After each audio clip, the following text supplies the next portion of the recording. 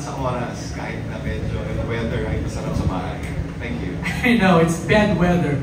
Direct Joy? And good evening po sa inyong lahat. Thank you for coming here and taking time to see us. Yun nga, despite the weather, no? So, salamat sa effort. Salamat po. Direct FM! Hello, good evening. As always, thank you to our friends from the press and our famous bloggers who is helping us a lot to push for Filipino period. Salamat.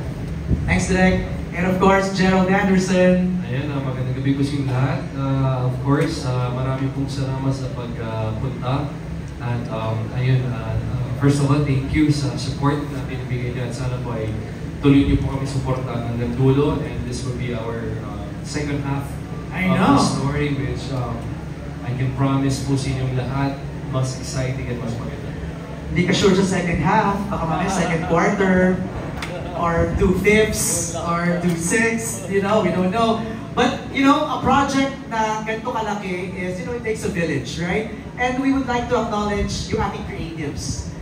Our creative manager, Dindo Perez, our head writer, Senon Palomares, and our writers, Jan Mendoza and Shania Bonzel Opeña. They're here. Okay, simulan na natin ang Q&A. Kamusta ang Season 1? How would you assess it? Direk Abel, ikaw na siguro magkwento. How challenging, how exciting, how fun making or directing Season 1?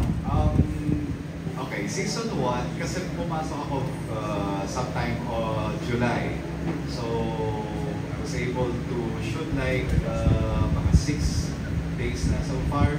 At nakita ko more than the usual na nagagawa ko sa mga ibang teleserye. But hindi ako nahirapang maki-write at maki-drive at sumabay dun sa flow ng team ng JRB latest project ng Seasons of Father. Thankful ako especially sa casting also dahil professional. Saka ngayon si Jay after 10 years, siguro more than 10 years ko nakasama kasi the last time was tayong dalawa pa. So nakita ko siya kung paano evolve yung passion niya before and ngayon yung iba yung commitment niya. Sobrang ang laki ng kinalon, ang laki ng binago and even, mamaya I'm sure tatanong niya but marami pa rin actually. Thankful ako, especially kay Miss Juliana na naging partner. Right. Bijoy, how was it? Season 1? Challenging, pero exciting at the same time. Kasi parang, I think, sobrang iba yung suspense genre. No? So, it's a very good deal naman na parang maganda yung, tulad nga sabi ni Derek Abel, madalis yung naka-ride sa team kasi nga very supportive kami of each other. Saka maganda po yung story talaga, kaya inspired kami to do the best that we can. Jen, paano ka na-convince to sit on the director's chair and be one of the directors of your series? Well, nag-uusap lang kami ni Miss JRB and the creative team. May na-present sila sa akin na 1 versus 100 na eksena na kumbaga parang malalagay si Samuel, may character ko kung si Sangset po siya nagara. And then I was also giving my inputs na pwede ganito, pwede ganyan. And that's the beauty of this team kasi talagang very collaborative sila. And kumbaga, it's really a teamwork. Kaya po, ganito po yung kalabasan ng show namin is, I would like to say, quality because of it's not just one person or just it's a team. And you know, so during that process, binanggitan po ni Miss JRB na gusto mo i-direct mo yung eksena yan. And honestly, sabi ko, wow, that would be an honor talaga, a privilege. Siyempre kinabahan konti kasi medyo na on the spot din ako, but the fact that she had that trust in me, parang it gave me the confidence na parang sige, dapat. And our directors were very gracious and I was asking questions nga about, direct, paano pag over the shoulder shots, parang ganun kay Direct FMR and yung support po ng Direct Abel, Direct Bijoy is, I wouldn't have done it without yung gracious, the grace at the support na binigay sa akin. and even with the cast members. My first scene was actually si JC at si LA. Mapapanood niyo po yan, pumasok sila sa building. That was my first ever scene na direct ko. And I said thank you also to them because it's one for the books. That's my first ever scene. Tapos yung production design namin, yung producers namin, yung cameraman namin, DOP namin si Direk Mark. Amazing. Hindi ko talaga magagawa to kung hindi din dahil sa kanila. And of course, Direk FM. Direk, you've been in the series since its inception. Simulang-simula, kamusta yung naging takbo ng season 1 and what can we look forward to sa season 2? Okay. Ang loaded ng question ko na kasi tsaka na. Hindi kasi, it's considered a high concept. Ang hirap mong ipapaliwanag sa tao yung the nitty-gritty part of the scheme. No? You ask yourself, will they be interested about it? It's highly digital. Maraming mga computer word, yung computer lingo, na parang, paano nila sasakyan? Pag hindi mo pinaliwanag, hindi matutuloy din yung kwento. Tama. But the pressing issue is, it's one of the biggest sickness that's destroying a lot of our countrymen's lives. Yung namamag-asa na kikita ng konti would either invest or gamble and they lose everything. Hindi naman kanila sa inyo sa araw-araw tingin kayo sa social media, yan ang nakalungkot, no? Good if it were a fair game. May chance talaga na makaahon. Tama. But the sad part is, isa siyang malaking lokohan.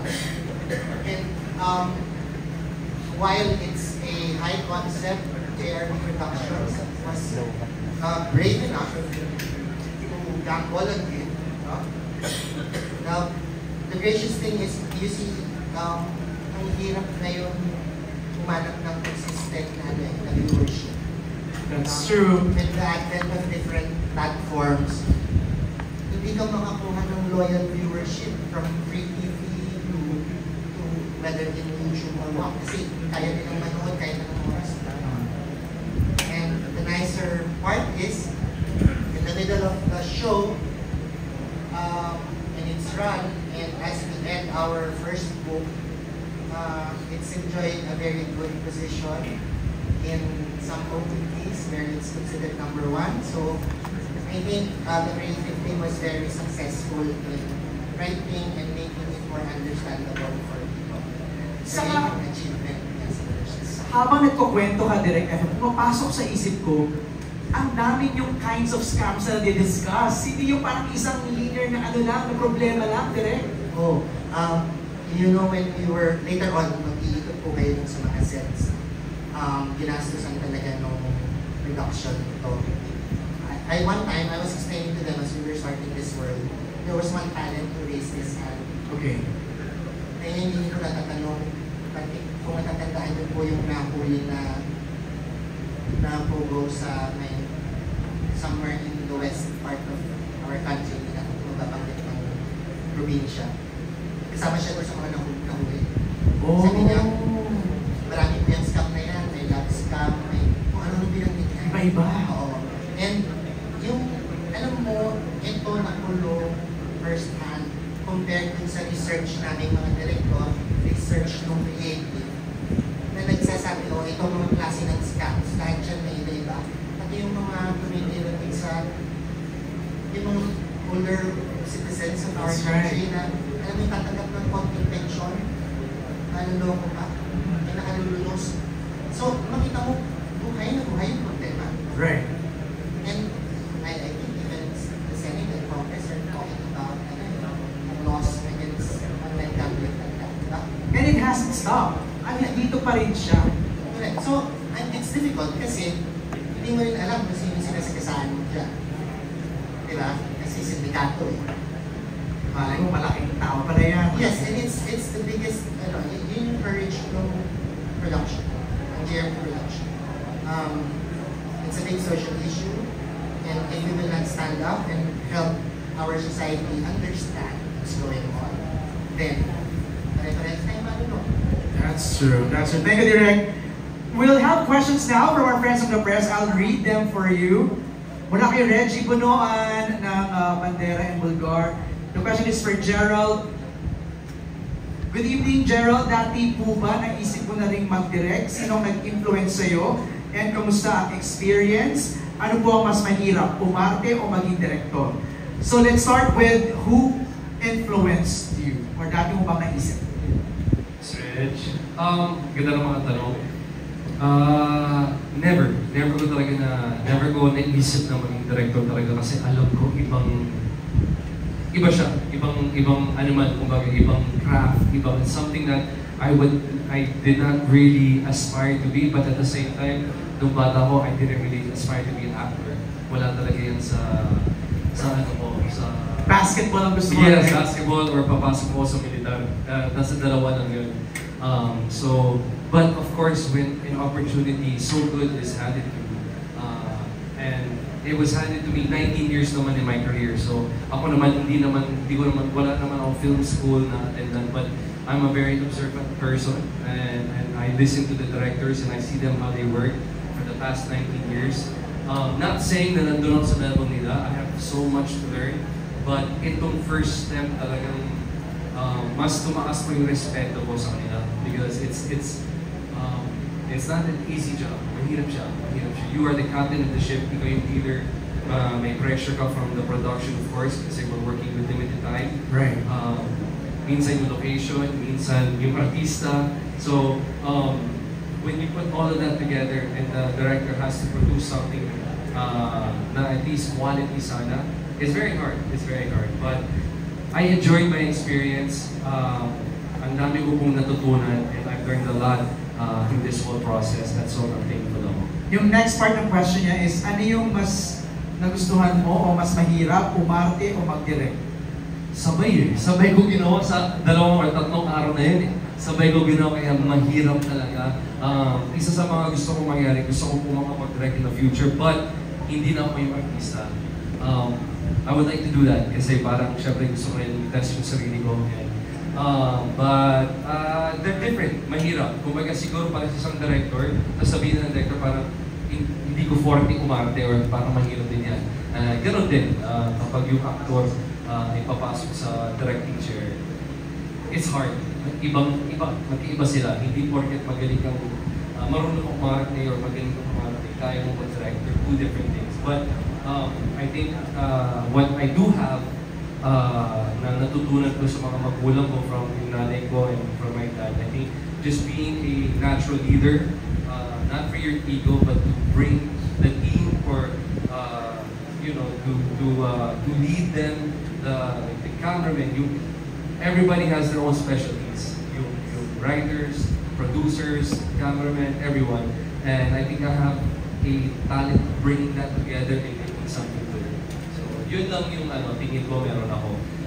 But everything else, I really will follow and parang naman ako sponge, mabilis ako mag-absorb and I love to learn. And yung other question niya, who influenced you daw?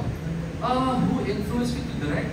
Wala naman kasi nga it was really a spur of the moment, parang medyo biglaan. But I do have mentors. Of course, Direct Roy Bayani has always been a mentor. And ang dami kong natutunan with my limited time with FMR. And it just, sabi mo doon si Pangcast, like, there was so much that we learned from him and we keep learning from. So, alam ko sa sarili ko, I can't speak for the others, but alam ko sa sarili ko, dala-dala ko yan, kahit hindi ko na siya kasama. And just like dala-dala ko yung mga natutunan ko from other directors and Direct Roy Bayani, alam ko moving forward, Direct FMR brought me to another level. So, again, tulad na sinabi ko niya, kung di dahil sa support na binigay nila, dinalo pa nila ako as a set, and it really it boosted my confidence para mag-produce ng magandang produkto. Thanks, Je. Our next set of questions will come from Nika Savio of Push. Nika is right over here. Nika, taas mo yung kamay mo lang para makita ka lang nila sa iyo galing yung question. This is for Direct FM with Joy and Abel. How was it working with Gerald and the cast so far, and what do you like and appreciate about them? Medyo madami yung cast, so parang let's try to narrow it down na Direk Abel, how was it working with Gerald? Si Gerald ba na-direct mo? Yes. Okay. If I will compare yung the last time that was like 12 years ago sa yung ngayon, nakita ko talaga yung laki ng kung paano nag-evolve si Gerald. So kung gano'n siya ka-passionate before, kung gano'n siya makatanong before, nandun pa rin lagi yan. So mas masarap i-welcome kasi ang dami ng ideas ngayon. So on our part, on my part, mas nagiging masarap, mas nagiging fluid yung work kasi collaborative, ang daming ideas. So very grateful and very honored. Direk P. Joy, sino ba yung mga usually nade-direct ng mga cast? Parang lahat na yun. Lahat din, by okay. now eh. Kasi parang nag-iikutan din naman ng locations and everything. Right. So parang, yeah, lahat. Working with Gerald is paano minention ni Direk Abel, no? Si Gerald now always wants to be on spot. Kumbaga parang, Direk, ano po yung, maraming before we actually take the scene, parang, he really wants to, gusto niyang itono yung character. So mag-uusap pa kami niya, magtatanong. So Direk, bakit ganito? Paano to? Bakit? Saan to pupunta? Right. So pag-usapan namin, para ma-fine-tune niya talaga yung Masapul talaga yan. yes, what he really needs to deliver. Right. Kita niyo naman. So yun, that's my experience with Jen. Other cast naman, they're very collaborative. Same with the other cast. If there's something they're not sure about, they ask. And we discuss it so that we come up with a very, more effective, mas magandang eksena, kumbaga. Kung may ilabas yung character talaga kung ano yung truth niya. Parang Tama. So we can deliver the story much better. So, Direk FM, how was it working with Gerald and the cast for this series? This is my first time to work with Jet. And parang wala akong ganung kalalim na pinagsamahan kagaya ng kay Direk Abel. But what I see in him is he's very generous. Pag binigyan mo ng konsepto, he will work more and contribute more. Kahit hindi pa siya nung magdidirect, lalapit sa iyo yan, makikipag-discuss sa iyo. This is interesting. Ako naman, bilang director, pag nagbigyan ng instructions sa kanya, he takes deeply yung instruction pag binagsak na niya yung emotion.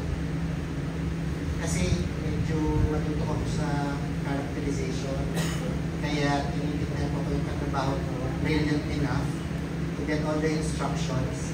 Yeah, I'm impressed. Sabi ko nga sa kanya, pagpanayin na tayo nagtatrabaho. Exciting na sana marami na tayong nagawa pa. Tapos, I guess that kind of attitude makes it easier to work with. Kasi, alam mo, hindi naman kailangan sa inyo, marami rin ng mga whiners. So, parang yung... Sino? Direk? Charot lang. natin. Kasi yung akala mo they owe you, the production owe you big time. Ayun. Pero, you never feel that kind of pressure sa kanya. In fact, gusto ko lang isipin na good leader. I don't like to think, ayokong isipin na dahil siya yung bida. Alam mo, yung he helps pull everybody together. Right. Kasi yung kabutihang loob, mahirap plastikin yun. Innate dapat yun, Direk. Hindi yan, hindi sa'yo tapos ang talikod mo wala. But that's one thing I observe about him. I think there's genuine kindness in his heart. Kaya it shows sa trabaho. I have a last question. Anybody can answer. Is it easier to direct actors when their roles are relatable to everybody? Kasi compared to doing a fictional kind of material, ito kasi sinasalamin ng mga artista nyo, yung nangyayari sa tunay na buhay. Is it easier for them to act and to follow your directions? Direct. Kaya, to me, it's more difficult. Ay, talaga? Kasi real na real. Okay. So alam din yung manonood sa'yo. Kasi katulad ni Ruby Ruiz kanina, sinabi niya, naubos yung pension niya. So, that's real. It's dami na nangyayari ganun, nag-pull off. Mas madali pa niya na-dramatize. Kasi hindi mo maluloko tao. Diba? Kung fictional character yun, Mas madali makonvince. Mag-build on it, diba? Kung convincein mo sila eh. Diba? Pero yung nangyayari sa buhay nila, yung katabi nilang matulog, yung kasabay nilang kumain, hindi mo mag-fake na. Mas may impact. And I think, mas malala din ang reaksyon. Ano na ngayon sa social media, diba? Pinalabas na yun in 30 seconds. Kita mo na agad. Niloloko ko nitong artista. Panong hindi maganda. Ang bilis magsalita. Parang, di ba, yung makasugat ka ng pananalita mo sa komento mo na pakabilis. Eh, syempre, kami naman gumagawa sa ito. Pwede ka na lang sa likod ng camera magpulos ng buha, magbuwalit ka kasi hindi nila alam kung hirap na pinagdaanan mo. True. But I think doing that kind of character is more difficult. Kasi yung sinabi ni Zeppy na wala ng track, lugawan, na-recruit, gusto maging modelo, so much reality na sinasalamin. Anybody else, Gerald? Siguro just to sinagot ni Direk at Kamara as a director. Ako sasagutin ko as an actor na, yeah, it's very, mas mahirap siya also for actors kasi alam mo yung pressure na bit-bit mo kasi alam mo na maraming mag-relate, maraming dumaan sa ganitong sitwasyon. But that's also one thing na lagi ko rin nire-request sa ABS or sa mga boss ko na sana po yung show ko ay may social awareness like this. Kasi as an actor, yes, nandun yung pressure but it inspires me more na pagbukiin yung trabaho kasi alam ko may mag-relate at alam ko may mga tao na dumaan sa ganitong sitwasyon. So yun, and I also just want to say, of course, kay Gary Kua, yung stunt director namin, yung talagang inalalain niya. Dito siya kanina eh, di ko alam kung umalis na. Nandiyan ba? Si Bruce Lee of the Philippines. Si Gary, talagang siya rin alalay sa akin through the whole, I don't know if naparoon yung teaser ng We saw it. Yung direct ko. He was talagang my partner in crime, Batman and Robin, lahat nandun siya. So, and of course, si Cap, yung AD, nag-AD sa akin. Kung wala sila, wala. I don't think matatapos ko yung mga natapos ko. Again, I can't say enough about it being a team talaga. Not one man, not one person talaga.